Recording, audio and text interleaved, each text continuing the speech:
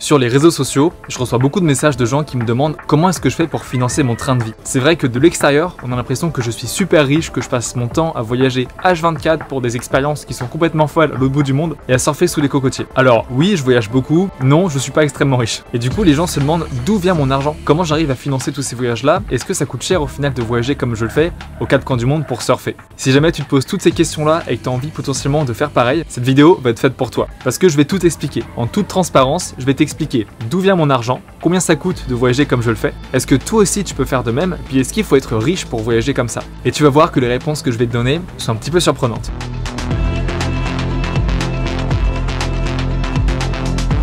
Mais juste avant de rentrer dans le vif du sujet de la vidéo, et bien sûr, je vais t'emmener surfer. Si jamais t'es pas au courant, je suis actuellement aux Philippines sur une île qui s'appelle Siargao. Et du coup là aujourd'hui, il y a un spot qui est censé fonctionner, c'est le spot de Stimpy's, un de mes spots préférés, une belle gauche. Du coup, avant de parler d'argent, de tout ça, allons se détendre un peu, allons surfer ensemble, et c'est parti. Ah, et truc cool, ils m'ont changé de chambre ici à Lake-Chasse, ça veut dire que là j'ai la chambre avec une vue incroyable. Dès que je me lève le matin, j'ai la vue là sur tous les cocotiers. D'ailleurs, tu sais quoi, je vais te faire un petit room tour de la chambre. Bon, petite visite privée, hein, je vais te montrer. Bah voilà. Voilà la petite chambre. La planche de surf qui est juste ici, pareil. La salle de bain qui est derrière. Hop, le focus, ouais c'est bon, ça marche, ok. Puis là, bon, il y a les toilettes, hein, rien de bien intéressant. Et bien sûr, quand tu te lèves le matin, ça c'est la vue qu'il y a, tu vois, hop. Si ça c'est pas beau, incroyable.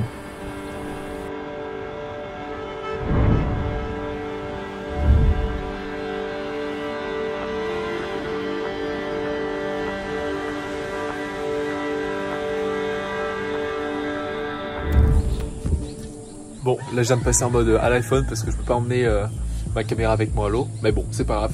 Je prends la planche et c'est parti. On va surfer direction le spot. Allez, c'est parti. Il se réveille aussi. On y va. Regarde-moi ce magnifique scooter. Qu'est-ce qu'il est beau, putain. Là, il y a Vincent qui se prépare, qui vient avec nous. Avec son magnifique rétrofiche fluorescent.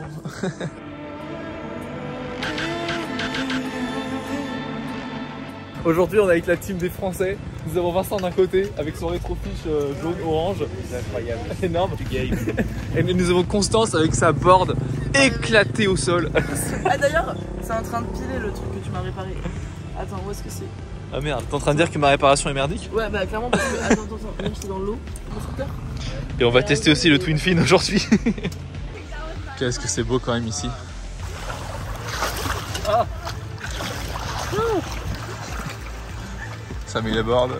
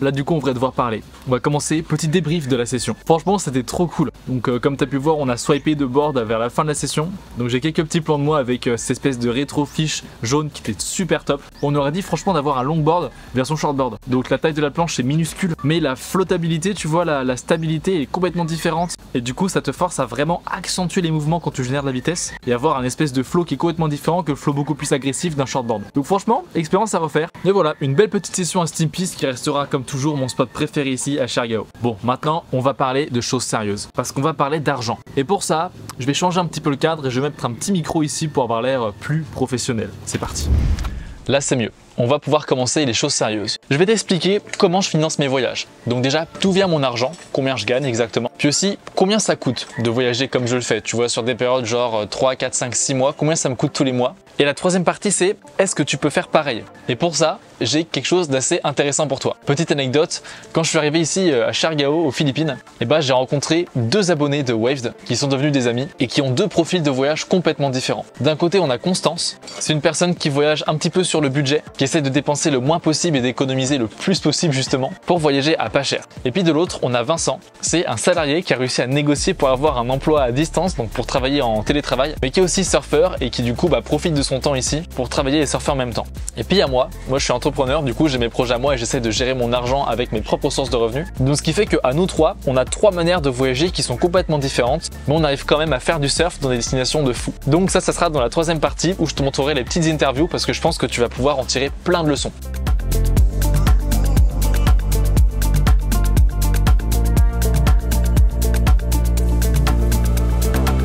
Déjà, number 1, d'où est-ce que vient ma thune? Hop, je vais m'asseoir comme ça, comme si on avait une conversation sérieuse. Alors si tu savais pas, moi de base, je suis réalisateur vidéo. Donc c'est-à-dire que je réalise des vidéos pour des clients en échange d'argent. Je suis donc freelance, ou micro-entrepreneur, ou auto-entrepreneur, peu importe. Et c'est comme ça que j'ai fait pour financer quasiment tous mes voyages jusqu'à aujourd'hui. C'est-à-dire que je rentre en France, je fais un maximum de prestations clients. Donc je vais faire des vidéos pour des entreprises, des shootings photos, ou d'autres projets du genre, pour accumuler une certaine somme d'argent. Et puis dès que je peux, je me barre. Je vais en Asie et puis je pars 3, 4, 5, 6 mois sur mes économies pour développer mon projet Waved, jusqu'à ce qu'un jour Waved me rapporte plus d'argent que mes prestations.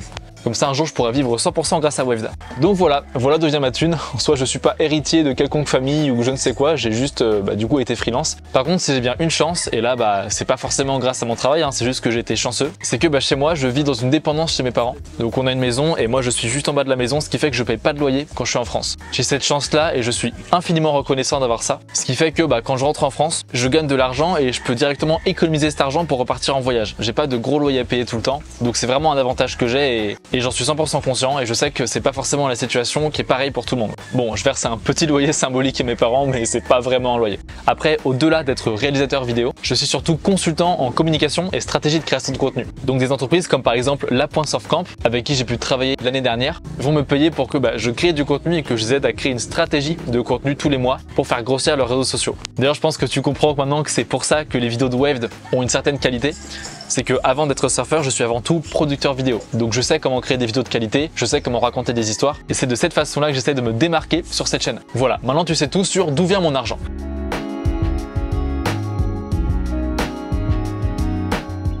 On est bien là, ça fait du bien de changer un petit peu de cadre de temps en temps. Maintenant, la deuxième partie de cette vidéo, combien ça me coûte de partir comme ça à Shergao ou au Sri Lanka ou même à Bali pendant plusieurs mois? Déjà, il faut savoir une chose, quand je pars en voyage, je pars au moins 2 mois. Parce que si tu pars qu'une semaine dans un endroit, le billet d'avion il va te coûter très cher et la vie sur place va te coûter très cher aussi. Donc j'essaie de partir 2 mois au minimum, ne serait-ce que pour rentabiliser les prix des billets d'avion. Et puis surtout, quand tu pars 2 mois dans un endroit très spécifique, tu peux négocier les prix. Par exemple, quand tu vas dans une auberge de jeunesse, tu dis ok, je veux avoir une chambre, par contre vu que je vais rester 1 mois, j'aimerais une réduction. Donc au lieu de payer, je sais pas moi, un total de 1000 € pour 1 mois, tu vas payer 500 € parce que tu es sûr de booker la chambre pendant 1 mois, donc pour eux c'est cool, ils n'ont pas de trucs à changer à chaque fois. Mais il y a aussi une autre chose à prendre en compte, c'est que je voyage que généralement en Asie. Pourquoi? Parce que voyager en Asie c'est pas cher. C'est-à-dire que si je reste 1 mois en Asie, ça va me coûter quasiment que dalle, alors que si je pars 1 mois à Hawaï, on va s'en sortir avec une note qui va être complètement différente à la fin. Donc je voyage longtemps, premier point, dans des endroits qui sont pas trop chers, deuxième point, dans lesquels je peux négocier, troisième point. Ce qui fait que j'ai des prix qui sont vraiment avantageux. Donc on va reprendre depuis zéro. Billet d'avion pour aller en Asie, je dirais 700 à 800 € parce que je le book en avance. Ce qui fait que je vais pas payer 1500 €, je paye 800, allez 900 € pour un aller-retour pour aller aux Philippines par exemple. Une fois que je suis sur place, je vais essayer de trouver une auberge de jeunesse, donc pas un hostel ou un resort de luxe, mais une auberge de jeunesse qui ont des chambres. Ce qui fait que j'ai le côté social de l'auberge de jeunesse, mais j'ai mon espace privé pour faire ce que je veux. Et une fois que j'ai trouvé cette auberge, comme celle dans laquelle je suis actuellement, je vais négocier le prix au plus possible. Et c'est comme ça que je dépense en moyenne, je dirais 300 à 400 € par mois maximum en Asie pour le logement. Niveau bouffe, bah, tu as deux façons de dépenser pour avoir de la bouffe en voyage. Soit tu vas dans des restaurants européens, genre des burgers, tout ce que tu veux, soit tu manges local. Et moi c'est ce que je fais, je mange local. Donc je vais dans les petits street food sur le bord de la route, ou alors je vais dans des cantines ou des restos locaux. Tu as de la nourriture locale qui est super bonne et en plus ça te coûte pas 3 € par repas.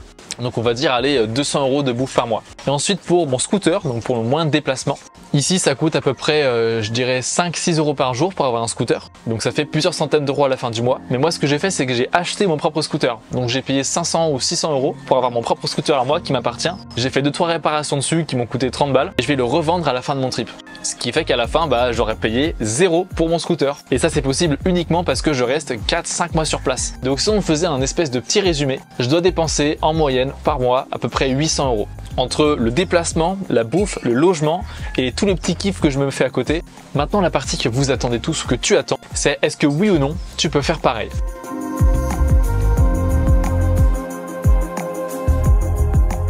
Est-ce que toi aussi, tu peux faire pareil? Est-ce que tu peux voyager quasiment à plein temps et vivre d'une vie incroyable dans des destinations tropicales pour surfer des vagues parfaites? Bon, avant de répondre à la question, il faut que tu saches quelque chose.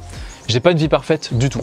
Et je te jure, j'en ai trop marre des influenceurs sur les réseaux sociaux qui vont faire croire que leur vie est parfaite et idéale tout le temps parce que c'est pas du tout la réalité. La réalité, c'est que c'est super stressant parce que j'ai pas de source de revenus stable. Je dépense beaucoup sans vraiment savoir si ça va me rapporter un jour. Et puis ici, t'as le manque de ta famille. Certes, t'as des vagues parfaites, mais t'as ce gros manque de ta famille et de tes vrais amis qui sont en France ou je ne sais où. C'est pas même confort, tu transpires à longueur de journée ici et franchement, c'est marrant, tu vois, quand t'arrives et que pendant 3 semaines il fait chaud, t'es en maillot de bain. Mais quand tu travailles ici au quotidien, c'est un petit peu pesant au bout d'un moment. T'es souvent malade parce qu'il y a des bactéries qui sont différentes ici, donc tu as souvent la diarrhée ou des mal de ventre ou des mal de tête, etc.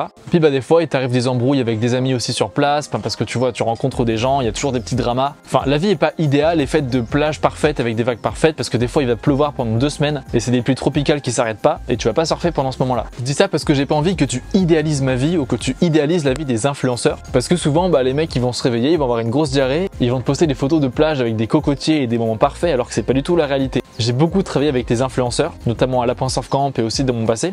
Alors il y a plein d'influenceurs que j'adore, j'ai pas envie de cracher sur tout le monde, mais ce que tu vois sur les réseaux sociaux, c'est pas du tout la réalité, mais très loin de là, et j'insiste sur ce point-là.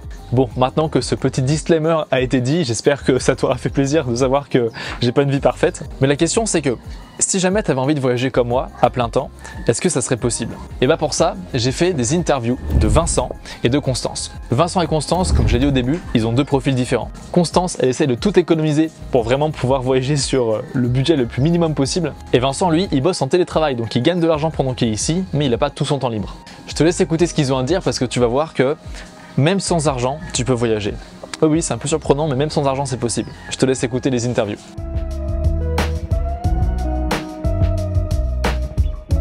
Là, qu'est-ce que je fais dans la vie? Mais je fais rien dans la vie pour l'instant. Pas grave, allez. Attends, je m'appelle Constance, j'ai 24 ans et je viens d'être diplômée d'un master en marketing stratégique, mais je l'utilise pas vraiment.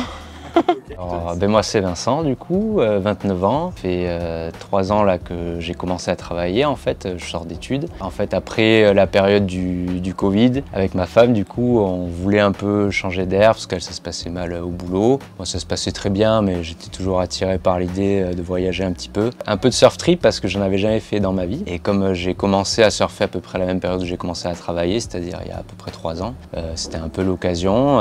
Moi j'ai un peu vu avec ma boîte comment ça pouvait se passer et ils ont accepté.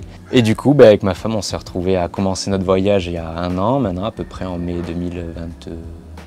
Du coup, je télétravaille comme à l'époque du Covid en fait, sauf que je le fais à l'étranger, alors là en Asie du Sud-Est. J'ai fini mes études et j'ai commencé un CDI, ça m'a pas du tout plu, j'étais vraiment pas du tout épanouie, encore plus à Paris. Du coup, j'ai décidé de partir en voyage, donc de base c'était des vacances dans mon CDI. Et j'ai décalé mon billet retour jusqu'à ce que je parte. Ça se transforme en 1 mois, 2 mois. Et maintenant, je pense partir plutôt 6 mois. Donc j'ai commencé par le Sri Lanka parce que c'est un pays pas très cher. Je surfe. bienvenue sur la chaîne Waved. Donc là, je suis aux Philippines. Après ça, je vais en Amérique centrale. Donc je vais faire de la Colombie jusqu'au Mexique. Mon but, c'est de voyager dans des pays qui sont accessibles financièrement parlant, tout en pouvant surfer. Et donc ce que j'ai fait pour diminuer mon budget, c'est des volontariats. Donc maintenant, je suis, comme on dirait, broken backpacker.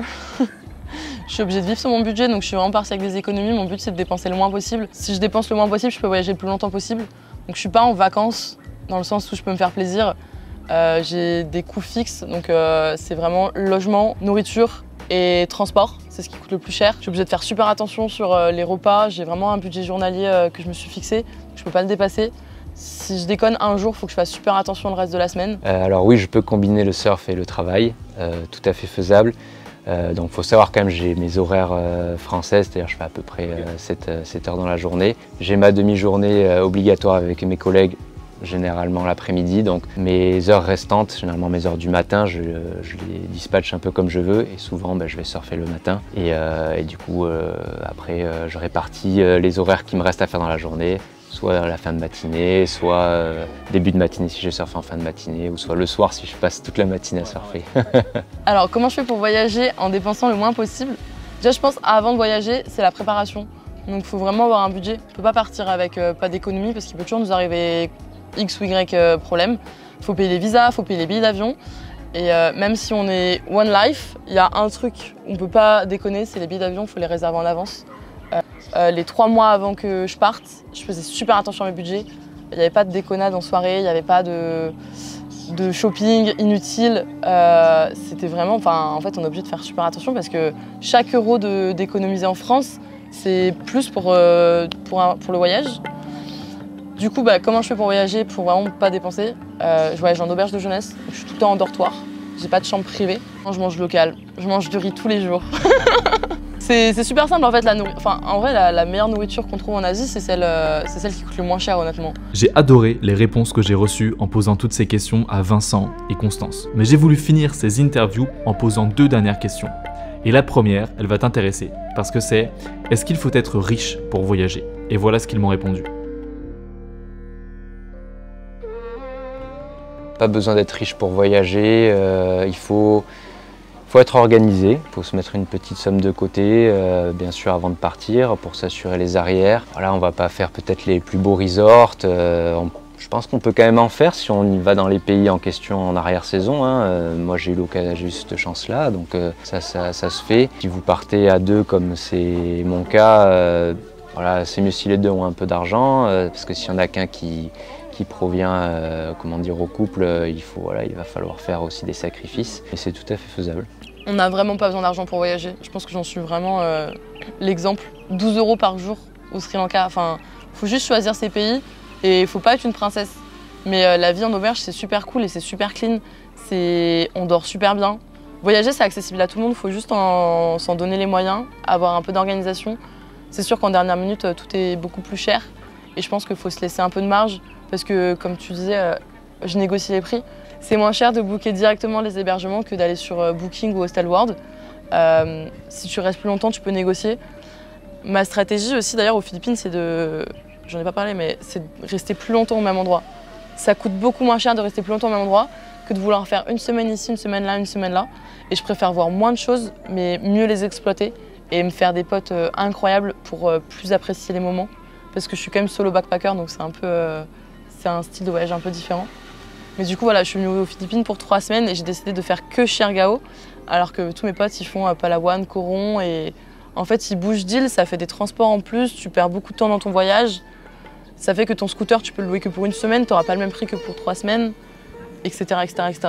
Et enfin, il fallait que je pose cette dernière question, c'était « Comment est-ce qu'ils ont découvert la chaîne Waved ?» Je te laisse avec leur réponse. J'ai découvert Waved quand je cherchais une vidéo sur les spots de surf au Sri Lanka ou surfer au Sri Lanka, parce que c'est une destination qui est encore qui devient connue mais qui est encore un peu sous-cotée et c'est vraiment incroyable. Pour moi, c'est un des meilleurs pays que j'ai fait. Rebondir sur ce que je disais avant, du coup je voyage en couple et pendant mon voyage, ma femme elle s'est mise au surf. Du coup, alors savoir qu'il y en a qui sont bons pour expliquer, il y en a qui sont pas forcément bons. Moi, je suis pas un professeur de surf né malheureusement. Et en fait, elle est tombée sur tes vidéos. À la fois, c'était pour chercher des informations, je crois, sur le Sri Lanka ou les Philippines. Non, je crois que c'était le Sri Lanka. Elle a vu que tu faisais des tutoriels, elle a beaucoup aimé ta patte graphique, tes explications. Et du coup, moi après, j'ai regardé, elle m'a dit qu'est-ce que t'en penses par rapport à ce qu'il dit, machin. Et je suis tombé là-dessus. Et moi, j'ai beaucoup aimé ton contenu aussi. Voilà, en termes de patte graphique, ça m'a beaucoup plu aussi. Et après, il n'y avait pas encore l'école de surf qui était en devenir à l'époque. Enfin, je crois que t'en parlais à peine un peu, mais voilà comment ça s'est passé. Et une dernière chose que je fais systématiquement lors de mes interviews, c'est que je laisse un moment aux personnes que j'interviewe justement pour qu'ils puissent dire librement tout ce qu'ils ont envie de dire. Et voilà ce qu'ils m'ont dit. Qu'est-ce que je voudrais partager? Ouais, si, j'ai envie de partager un truc sur le surf. Le surf, c'est dur.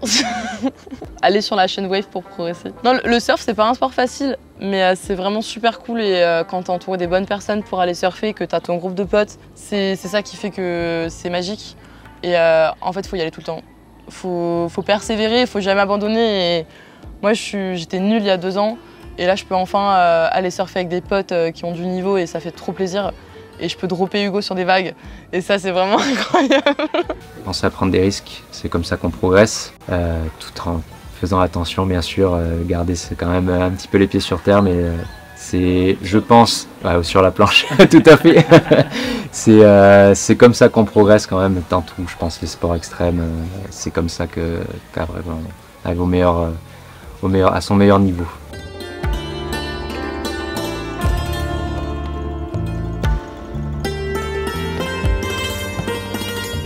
Bref, j'espère que ces vidéos t'aura bien aidé. Si jamais tu as des questions, n'hésite pas à me les poser dans les commentaires. Je me ferai vraiment un plaisir d'y répondre. N'oublie pas de t'abonner à mon compte Instagram @waved.surf si jamais tu veux être au courant de toutes les actualités que je vis en temps réel parce que je suis bien plus actif sur Insta que sur YouTube.